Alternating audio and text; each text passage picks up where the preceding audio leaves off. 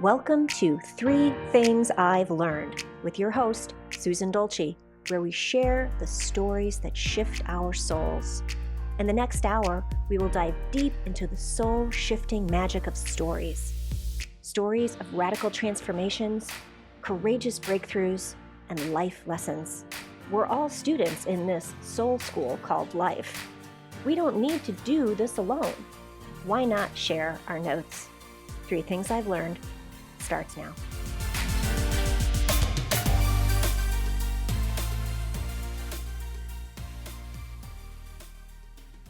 Hey everybody, welcome to 3 Things I've Learned with me, Susan Dolci, where we share the stories that shift our souls. And today I have a guest who has a really inspiring personal transformation story. So it's very fitting that she would be, ding, ding, ding, the last guest, my final guest on 3 Things I've Learned. This is my final episode of the show. I'm premiering a new show on the network, and it's titled The Awakened Parent Project, Conscious Conversations, Empowered Parenting. And it's going to air at the same time, so the first and third Tuesday at noon Pacific, 3 Eastern. And the show is dedicated to all things within the realm of conscious parenting. It kicks off June 15th, so I hope you continue to join me as we journey into a deeper understanding of what it means to be a parent. This is a topic I'm super, super passionate about. But the focus of 3 Things I've Learned has been to feature stories of personal transformations and breakthroughs. And I believe, that's why I started this, is that we all find healing when we share our stories, because we're reminded that we're not alone in our struggles. Even though it may feel like we're the only one going through hell at the time, someone else has experienced a similar story. And the beauty is that we don't have to stay in the story. At any moment, we can rewrite the ending. My guest today not only has an amazing comeback story, but she's also used her experience to create a program that now helps people rise up from devastating setbacks. She basically helps them change the story. Stephenie Zamora is a life and business coach, business and marketing strategist, and the founder of Stephenie Zamora Media. She's the author of Unravel, Rising Up and Coming Back from a Season of Living That Damn Near Killed Me. And it's one you can't put down memoir. And she has 2 awesome life tip books, but her most recent one is 365 Tips for the Dark Night of the Soul. She's also the creator of the 5-phase journey mapping process, which we're going to talk about today, and the host of Tales from the Journey podcast. Her work has been merging the worlds of personal development, healing, digital media, branding, and online marketing to help individuals build passion-based lives and businesses for nearly a decade. Welcome, Stephenie. Hi, thank you so much for having me. Well, I'm very excited to have you here. And she also has a very generous offer. She's giving away a bundle of her 2 latest books. That would be Unravel, like I said, Rising Up and Coming Back, and the awesome life tips, 365 tips for the dark night of the soul. So the first person to call in and give their information to Olivia will get those books. And that number is 1-800-930-2819. You think I would have had that phone number memorized by now, but I don't. So I read your book over the weekend, and it's compelling. Like, what a comeback story. So I know your story, but can you share a little bit about your dark night of the soul journey to put some context around how you developed the journey mapping program, because it was birthed from your personal story? Yeah, absolutely. So 2014, I was in an amazing place in my life and with my business. And the only thing that wasn't really feeling aligned or serving me anymore was my relationship. And so I ended a 2-year relationship with a man that I loved, but wasn't right for me. And he began stalking me. And when I asked him to leave him alone, he ended up committing suicide. And that absolutely just flattened and destroyed me. Yeah. And it gave me PTSD. I didn't know that you could have PTSD from sudden loss and sudden bereavement, but my brain began deteriorating rather rapidly over the coming months. I couldn't put my own life story in order, let alone tell you what I did the day before. I would drive in circles around my house because in the time it took to lap the block, I would forget that I was going home again. I couldn't remember who half my clients were. And the really big breaking point for me was I couldn't build websites anymore. I couldn't remember how to code. And it was something that I had done for quite a while. And so that PTSD actually led me into a very toxic and abusive relationship. And the culmination of all of these things happening at once, because during this, my business is dying a slow death. I can't work. I can't remember things. I energetically have checked out from everything that I am Mm. doing. And I'm just like repelling money and clients left and right. And so ended up with a lot of health issues. I had adrenal fatigue so bad it would exhaust me to walk from the couch to the kitchen. I had severe back and hip pain. I had panic attacks that were so intense I would like bruise my hands at times, and anxiety that was just crippling, and I had never had anxiety before. And the worst of it was when I stopped swallowing. So I developed dysphagia from the anxiety and from swallowing my truth and from being in the relationship that I ended up in. And for 9 days, couldn't eat or drink, let alone swallow my own saliva. I had one IV in the middle of it, and honestly have no idea how I got through that, but was able to do some healing work and some process work. And it was about a year before I could eat and drink normally, and went through a bankruptcy, ultimately rebuilding everything, which I'm sure we'll talk about with the hero's journey and rising up and coming back. But yeah, it was an incredibly gutting journey over about a 3-year period. And it took quite a bit to really heal. But I have since deepened into my purpose work and my mission and have been able to support others on their own healing journey and have rebuilt my business in a way that feels really aligned and have completely transformed so much of my life in the process. So, in regards to the dysphagia, like when I was reading it, when I was reading you going through your experience, I couldn't swallow. People Just tell me trying that to, a lot. do you know? Yeah, do you? Because it was just like, I was like, because you, like you even say, it's like something that your body should just do Yeah. normally. And all of a sudden, and I'm sitting there thinking, like, wait, I can't swallow now. I have to, I have to think about swallowing. Yes. And I don't mean to make light of it. That's because it's like, I was blown away by that. But it also makes so much sense. Like what you said, you were just swallowing your truth, and your voice was so muffled that Yes. you just couldn't swallow it. Yeah, it was the most terrifying thing I have ever been through. And my throat to this day is still a cue for me of I'm not speaking my truth. I'm somewhere I don't want to be. Something doesn't feel right. And I'm very vigilant about it because I never want to go through that again.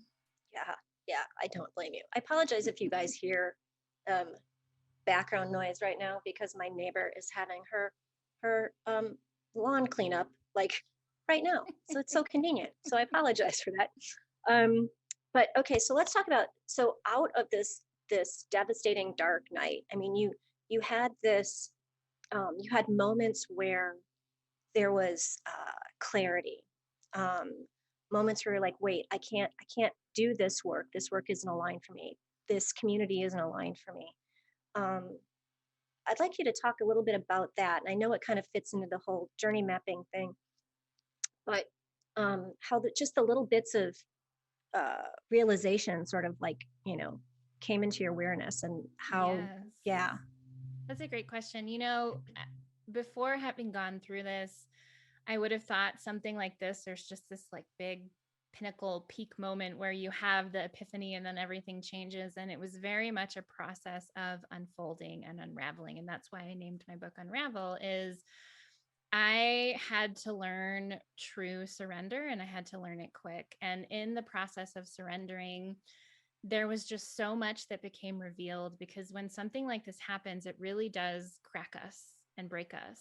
And if we allow it, it can break us open into what's meant to come next. And it allows us to shift and grow and figure out who we are in the aftermath of it. And I was very almost instinctually open to that process. And so there were so many small moments of clarity, like you said, but especially after the swallowing, that was when I had to get really brutally honest with myself and other people. And I actually called that my honey badger phase. I don't know if Yeah. no one has seen the honey badger video, I recommend it. Narration by Randall. It's not safe for work, but it is hilarious. And And it's not to make light of that period because it was very heartbreaking to go through this series of realizations of I'm not that person anymore. And I Mhm. can't act and behave and move and do in these ways anymore. And this relationship is not nurturing to me anymore. And this space that I love and has held me is no longer feeling safe and secure, or it's limiting my growth.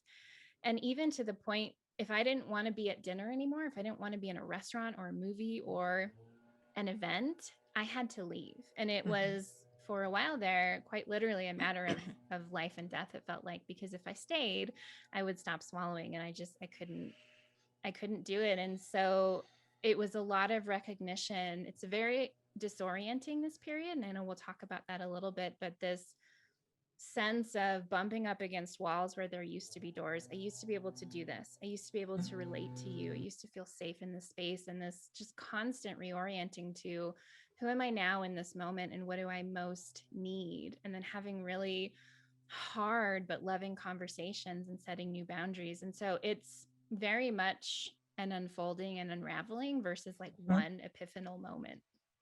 Yeah, I think it was Glennon Doyle who said in one of her books, it's like when you're kind of cracked open and the pieces all fall apart, and you find your way back together. They're put back together in a different way, and so you're Absolutely. not that same person. And some Yeah, pieces are missing, like yeah, gone forever. yeah. So we're going to take a break. When we come back, we're gonna dive into journey mapping. There's 5 stages, and we're going to talk about reorienting and renegotiating and I had it. I had it memorized. What's the third one? Releasing. I'm sorry. Releasing. Releasing, which is like the main part, right? You gotta release. It's all about the surrender. Because I was gonna mention that too. Is the whole surrender aspect is you can be a victim or you can surrender. But we'll talk about Yeah. that. You're listening to Three Things I've Learned with Susan Dolci. I'm here today with Stephenie Zamora, and we'll be right back.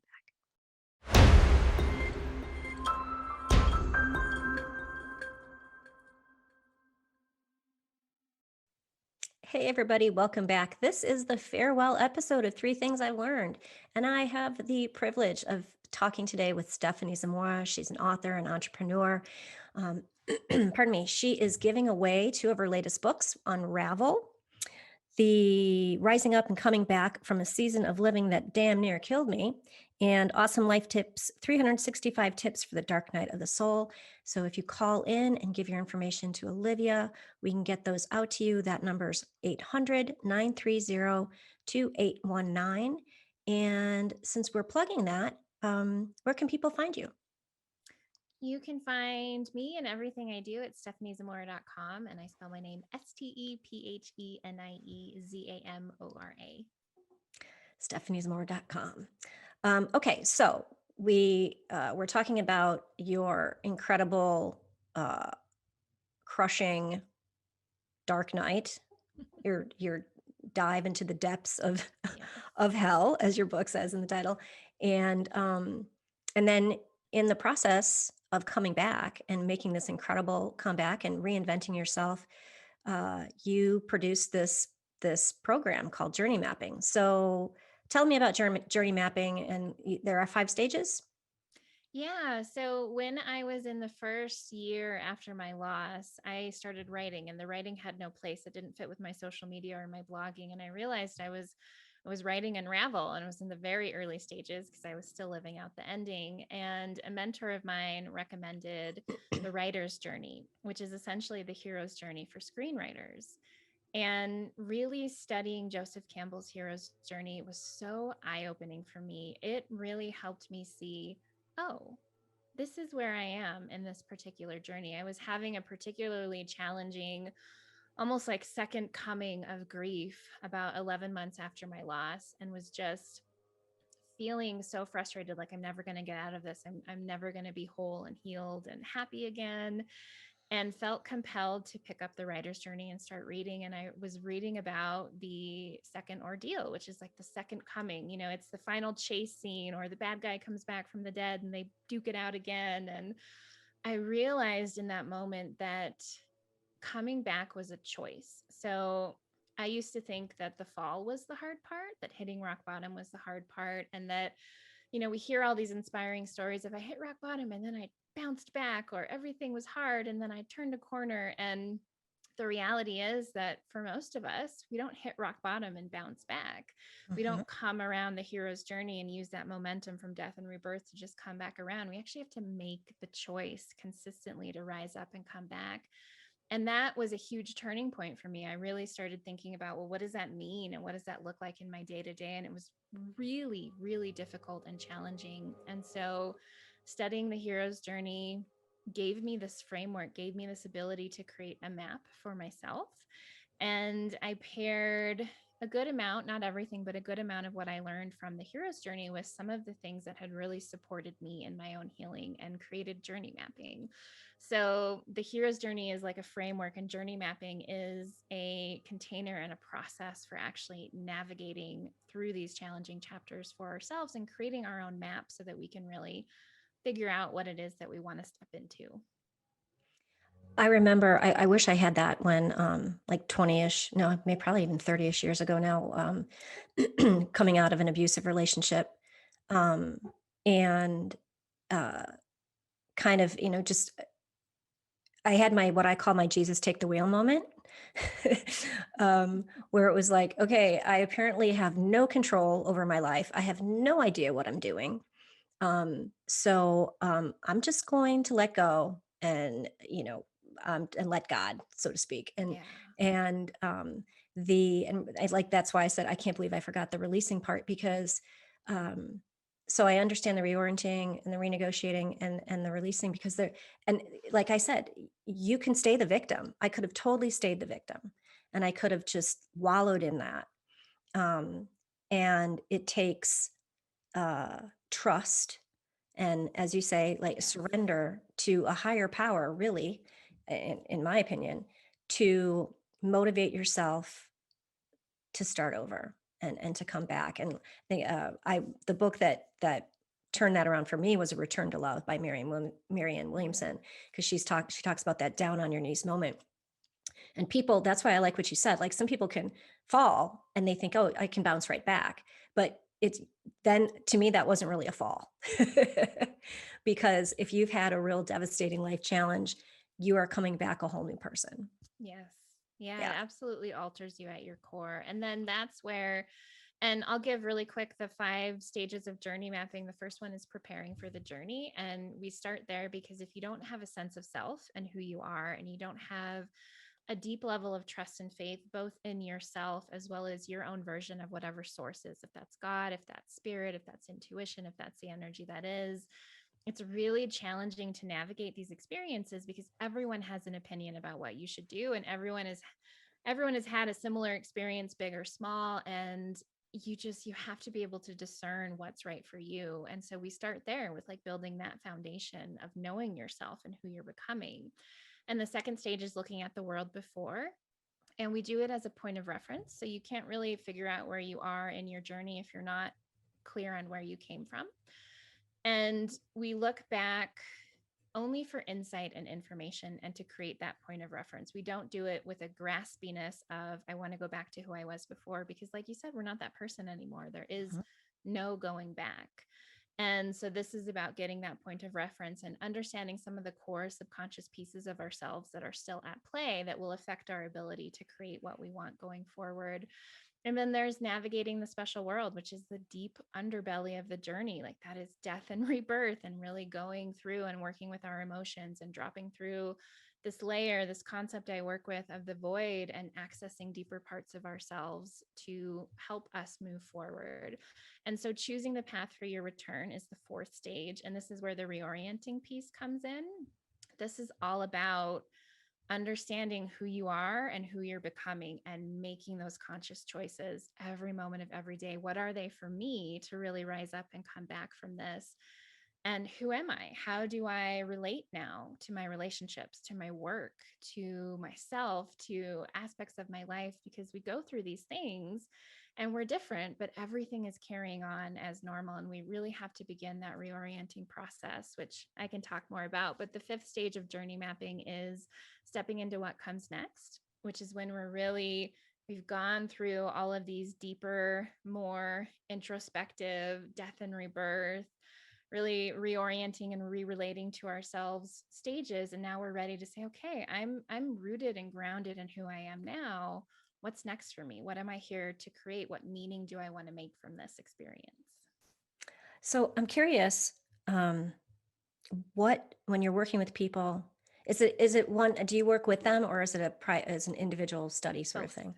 Okay. I'm curious if there is a consistent place where people where they struggle with the most, where they Yes. get stuck with, yeah. Yep. What is that? There are 2 choice points, I call them. And the first one is accepting the invitation of our soul. And so for a lot of us, these invitations into what's next are thrust upon us. That's what happened to me. I had felt before this experience like I was approaching some kind of big awakening and had no idea that it was going to come at the cost of so much of my life and who I thought I was and my work and everything in between.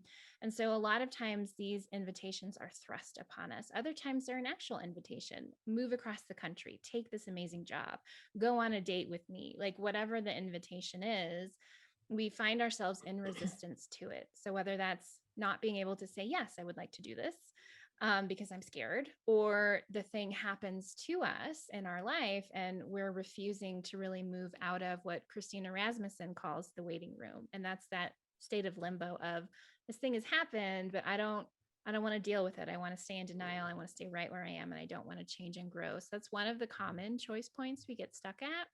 And the second one is what I've been talking about, which is making the choice to rise up and come back, because it is so incredibly painful and challenging. It is dragging yourself out of bed every morning and getting in the shower. It's going, one of the things I did was go to the gym, and I would sit in the parking lot and I would cry. And if I could get myself into the gym, I might like wander around and pick up a weight and then leave and then cry all the way home. But it's like that was the choice. That was Mhm. the I'm choosing to rise up and come back, and I'm choosing to do it even though it's really hard and I feel completely incapable of doing it. And so it's a moment of choice that we have to say, okay, yes, I'm going to do this and it's going to be hard and it's probably going to suck, but yes, I'm going to do it. And I think so many people get comfortable with their discomfort. And I say that all the time, and it's because it's predictable Yeah. and it's safe. And even though you're miserable, um, or you are so steeped in your, personal unworthiness that, this is what I deserve, or I'm not going to find happiness, or and then people just get really comfortable in the discomfort, and it's Yeah. sad. It's really sad. Yeah, it's um known and familiar. yeah, yeah. And another thing to note, on your website, you have kind of like a taste to journey mapping, Yeah. don't you? So if at the end of the show, if you are really interested in this, I think this is fascinating work. Head on over to her website, and if you go to journey mapping, I think you've got like a little intro to journey mapping. Yeah. Um, so let's talk a little bit about reorienting, because I remember, we're not going to talk a little bit, we're going to talk a lot about it.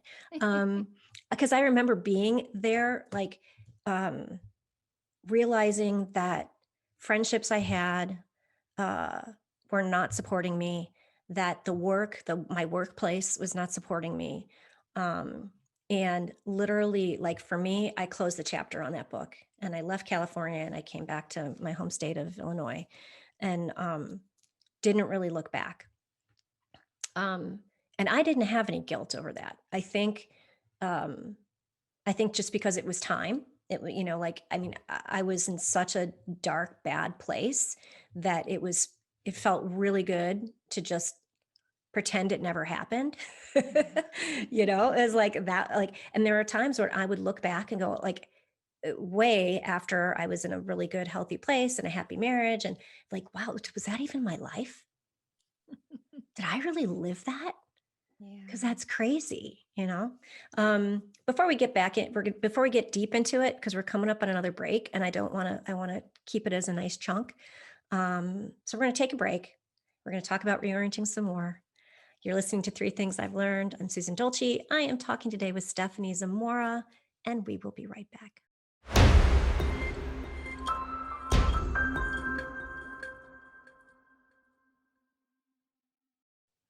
Welcome back. You're listening to Three Things I've Learned. I'm Susan Dolci. Today, I'm talking with Stephenie Zamora.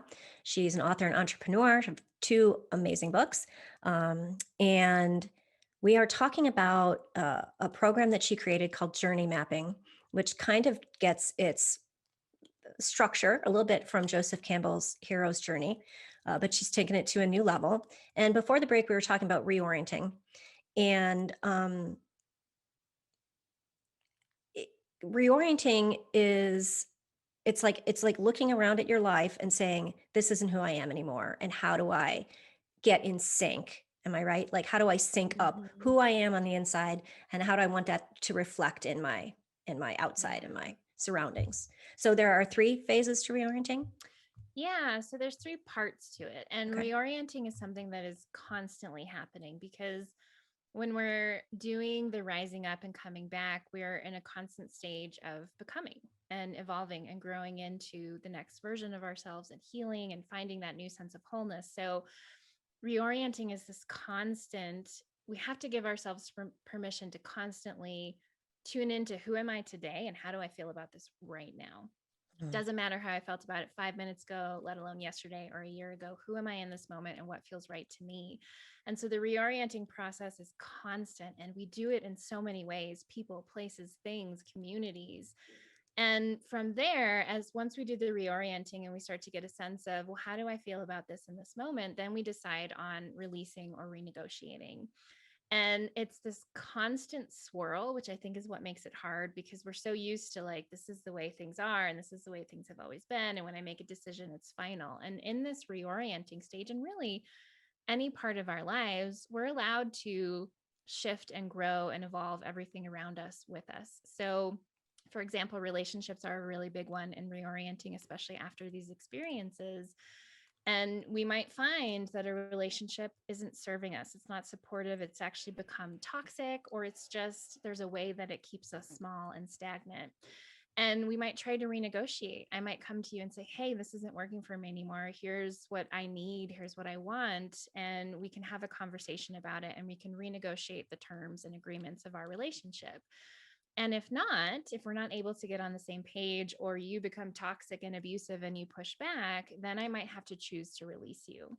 And I had a lot of relationships that I had to choose to release.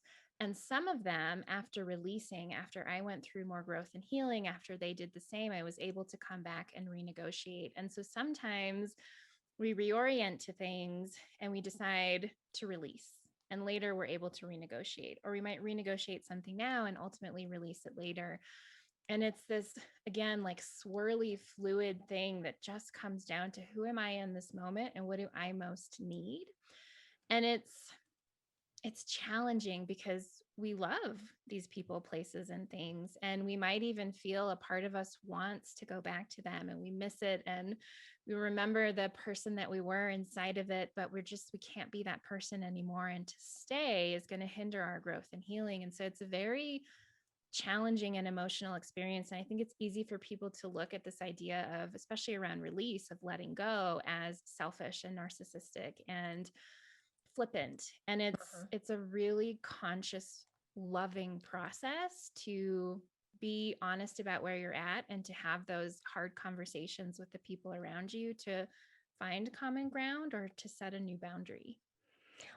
Yeah, I mean, I think that's why I think people are terrified of this process, which is why, you hear all about people ghosting each other on social media or texting or whatever, because people are afraid, first, personal opinion, people are afraid to be honest. Yeah. And they also, I think so many people struggle with even knowing what they need. So, like I'm feeling this, or I'm having this emotion. And so it's creating this feeling, and I have a need that needs to be met. And just to identify the fact that I have a need that needs to be Yeah. met. And we're in this relationship where you kind of have to, I mean, that's what a relationship is, right? You help each other meet each other's needs and you're there for each other. Um, they're like, well, like you said, people are going to think it's selfish because, well, why are your needs important? But I hope that we are evolving into a species now where we realize it's okay. We do have needs, Yeah. and to stop playing small, like you said, or sacrificing, which just creates resentment, in order to have healthier relationships. Yeah, and it's ultimately nothing is personal, which can be really mind bendy when you sink into that because that's both negative and positive things. My decision for a relationship to come to an end because it's not serving me, that's my truth, that's my experience, that's my wants and needs. And it doesn't necessarily speak truth or say anything about that person. It's just my experience and where I'm at. And so it's the people that push back on it the most, I have found, either aren't allowing themselves to honor their wants and needs and their desire to set certain boundaries and stop tolerating things, or they've lost something because someone else did. And so it's a very emotional charged conversation, but I have found it's so incredibly loving when you do it with honesty and kindness. Yeah. Yeah. And I think it's just a whole new concept for people. So during the break, we were talking about boundaries because I said, and we were talking about but we are going to talk about boundaries and communication. Pardon me. But like I said, you are the queen of boundary setting. I And have you become, said, yes. I've I become have the queen of, become the queen. right. And I don't know if it's my generation. I don't know if it's just because I'm a woman. Um, but I have always struggled with boundaries. Yeah. Um, I am a perennial people pleaser. Say that 3 times fast. I'm popping into the mic. But I just feel like um, that if I care about you, how can I put this? So I guess what I'm saying is, if I love you unconditionally, then I, it's not right for me to have a boundary, and I know that's messed up. I know that's messed up, but that's like what's in my head. So it's like, I've got 3 kids, 3 adult daughters. I mean, like, I can't, I have a really hard time setting boundaries with them, even because Yeah. I can respect their boundaries. Ironically, I don't have a problem with that. But, I'm still, if they call, I drop everything. Like, I have a hard time with boundaries. So it, do you find that, I mean, is this kind of common for people, or am I just the Yeah. really No, wimpy one? absolutely. No, absolutely. And especially women, as women, part of our survival and staying safe has been to be palatable and to be Mm, amenable and to be nice palatable. I and, like that. yeah, to take care of people. And so, what has really helped me, and especially if we have trauma, we become very hypervigilant and overly almost attuned to our surroundings. And we're always trying to keep ourselves safe by keeping everyone happy. And that was the case for me. I was absolutely a people pleaser. I didn't know I had wants or needs, let alone how to ask for them or not contort myself for other people's needs. And the distinction that has really helped me, your example is a great one. Love can be unconditional. I just went through a breakup and I love this human unconditionally. The status of me as a partner or girlfriend or friend or whatever it is, that is what is conditional. And it's knowing myself and what I'm willing and unwilling to tolerate, knowing my wants and my needs, raising my self worth was a huge piece of it. And I mean, the whole trauma, not swallowing thing, body reacting in very terrifying ways helped nudge me in that direction of like, it's unacceptable. I literally physically cannot tolerate having boundaries be violated, having my wants and needs not be met, putting up with things that are absolutely inexcusable and intolerable, or even slightly. And with boundaries, I have found it's same thing as with the reorienting and the truth telling and the honest conversations. It's incredibly loving. If I'm Mhm. setting a boundary with you, it's because I'm trying to honor myself and you in the process. And sometimes it gets to the point where I have to say, I'm sorry, the boundary is that we're not in relationship anymore. But for the most part, it's usually like, look, this is how I can love me and love you. And I know someone has written or quoted that, and I can't remember who it is, but like it's loving both me and you simultaneously. Like Mhm. this boundary allows me to love myself while loving you. And it gets easier. I will say when I first started having to set boundaries and have hard conversations, I felt like a jerk because I had been a people pleaser my whole life. I felt like I had swung to the other side of the pendulum. And really, I was probably in a healthy middle, but it gets easier. And the more that you speak your truth and you survive the hard things and the hard conversations and the changes to relationships and communities, the easier that it gets. And the more able you are to sink into that, like, this is how I love myself and how I Mm, love other people. yeah. I practice. If I know I have to say no to somebody for something, or that something I really don't want to do. And I've said this to clients before who have trouble. I'm like, just you rehearse it. Yeah. Just rehearse it. Say it over and over again so that when the time comes and they ask you to do something that you don't want to do, you have a response and you're not like, oh, yeah, Yep. rehearse it. Absolutely. Until it becomes as easy as saying, please pass the salt. Like, Right, no, right, absolutely not. right. Yeah, no is not a dirty word. One of the other things that you say that you mentioned in your book, that I love, and I work with clients with this all the time, but it's um, daunting. As you say, I'm going to feel all the feelings Yeah. all the way through. And that is unique. That is very unique. I think people are so afraid of their feelings. They don't, once they come up, they don't know what to do with them. And you said, I think I was watching a interview that you did, and you say the same thing I said. Emotions are energy in motion, and that's all they want. They just want an opportunity to be expressed, and then they go away. Yeah. They move out. And it's Mhm. our stuffing and stewing and trying to avoid them that keeps them where they are and gets them stuck and lodged in our body. And I have found, to be fair, I am an Enneagram 4 for anyone familiar with the Enneagram. So I am feelings all the time with massive depth and intensity. So that I think gave me a little bit of an edge going into this. But feelings are the gateway to everything that we desire and everything that we want. The expansive qualities and emotions and experiences are on the other side of the contractive emotions. So they're not negative. There's no good or bad emotions. It's what we do with them. And really learning to work with and drop through the layers of contractive emotions and feel them fully in healthy and productive ways allows us to access all of those expansive states that we so desperately want. Mhm. Yeah. Yeah. I'm always amazed at how uh, people's vocabulary for feelings is so stunted. Yeah. And that, there are like, six core emotions, and then there's a whole bunch of feelings. And people, I'm like, what is it? Like, what am I? I'm like, how about despair? And they're like, oh, despair, Yeah. like, yeah, like that's it. But they think, no, I'm sad. Okay, now let's peel back the layers to sad or whatever. Yeah. So, yeah.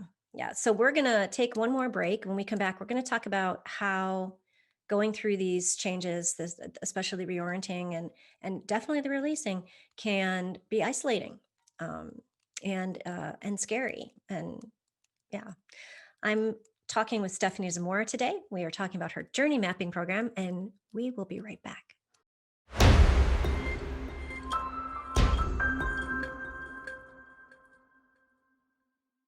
Hey, everybody, welcome back to Three Things I've Learned. I'm Susan Dolci. This is the farewell episode to Three Things I've Learned. I'm going to be having a new podcast on the network called The Awakened Parent Project. Same bat time, same bat station, same bat, all that Batman stuff, because I'm old. And today I'm talking with Stephenie Zamora. She's an author and entrepreneur. She is the creator of Journey Mapping, which we've been talking about today. And that part of just rebuilding yourself, or a comeback story, is reorienting, renegotiating, or reorienting. And then you have two options: renegotiating or releasing. And so the whole releasing part, if you're setting boundaries and you are leaving friendships, or even like what you did, you moved to a whole nother town, um, it can be isolating. It can be scary, or it can be Yeah. exhilarating. So how do you, if you're in this, if you're leaving the old community behind, like for me, I just went home. I moved in with my mom and my dad because I didn't have any option at the time. But how then do you find your people? Because it's all new That's people. yeah, it's a great question. And it's something that I've experienced multiple times in my life, even before this last season that was awful and traumatic. But I see it with my clients all the time. We have such a fear of letting go because we're so afraid to be alone. And this is like an old instinctual human fear. And it's really understanding that the way that the analogy I like to use is that we're kind of like little sports cars and the universe is like a big rig. So we can take quick turns. And if I take a quick right turn and I say, no, I'm no longer doing this, this is no longer right for me, I'm going this way now, sometimes things fall into place immediately and seamlessly, and it's magical and synchronistic and all the good things.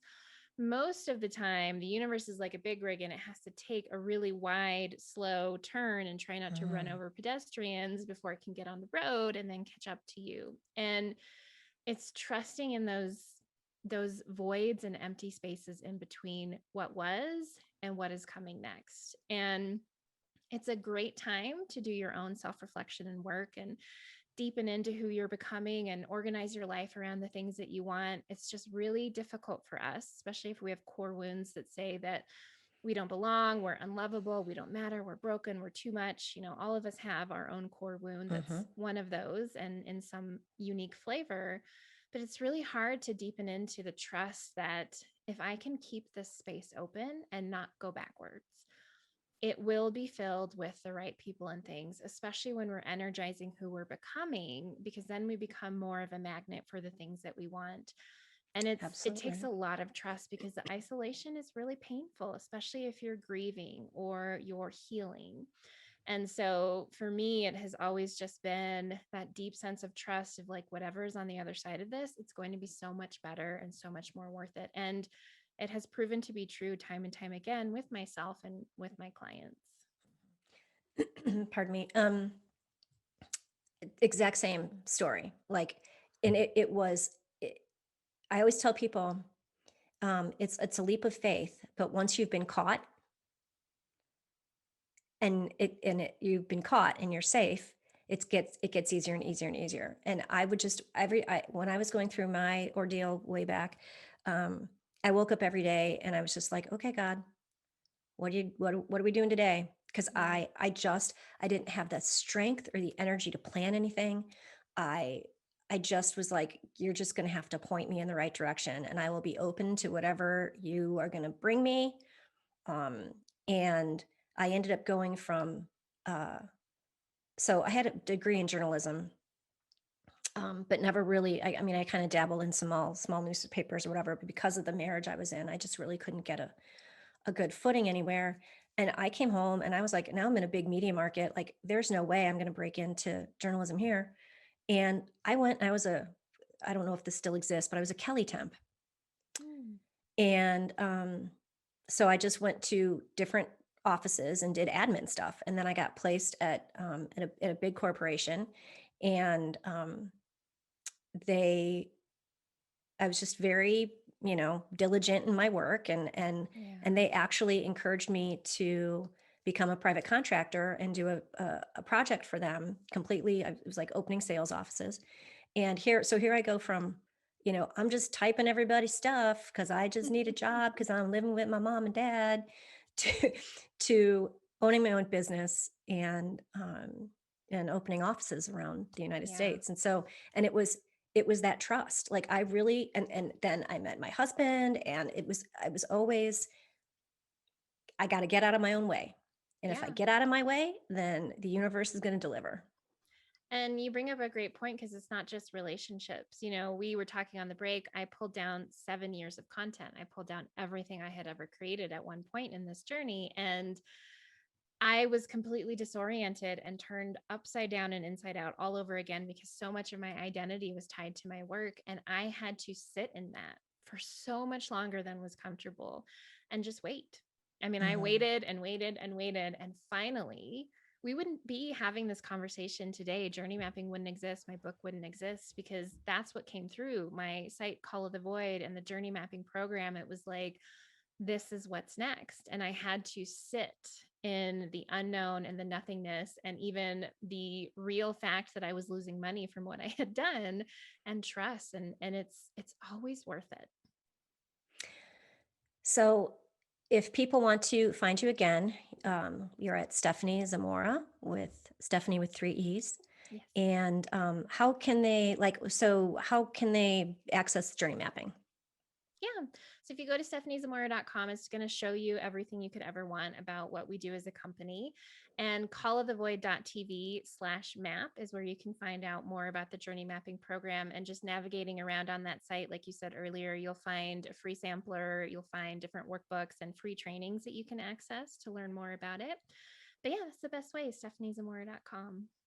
Yes, and the you have a lot of great videos too. Thank you. Thank you, Stephenie. This has been fabulous. This is like I said, to have you as my final guest with this amazing story of transformation.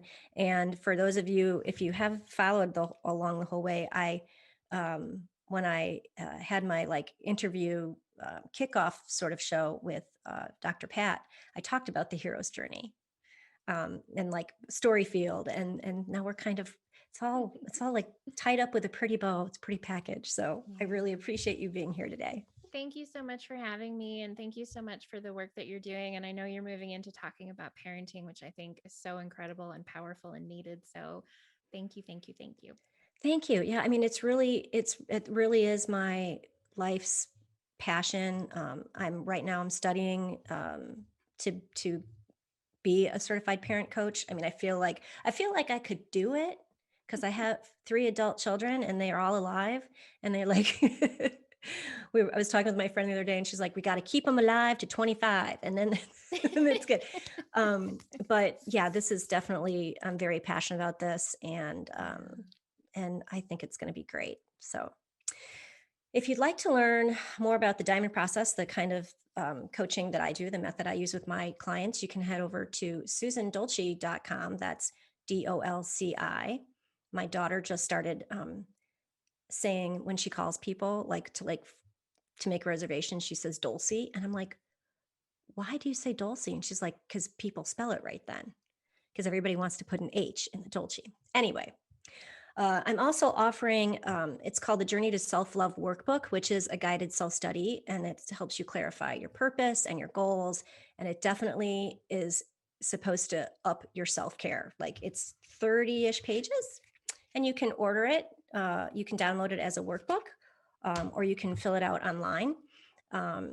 So you have either option, and I feel like it's a little baby of mine, and I think it might be the best $5 that you will ever spend. So anyway, so if you're interested in that, head on over to susandolci.com. You'll see a couple of places where you can click on the link for the workbook. We all have a story to tell. You can live in the story, or you can transform the story. It's your choice. But if you change your story, you just might change our world. Thanks for listening, everyone. This has been a wild ride, a wild year, and I appreciate all of you who have been here with me. I'll see you next time.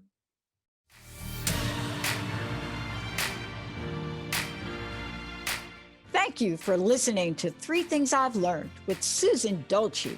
Tune in every first and third Tuesday at 12 p.m. Pacific, 3 p.m. Eastern on transformationtalkradio.com for more inspiring stories of radical transformations, courageous breakthroughs, and life lessons. For more information on Susan and the stories that shift our souls, visit her at susandolci.com. That's susandolci.com, DOLCI. We'll see you next time.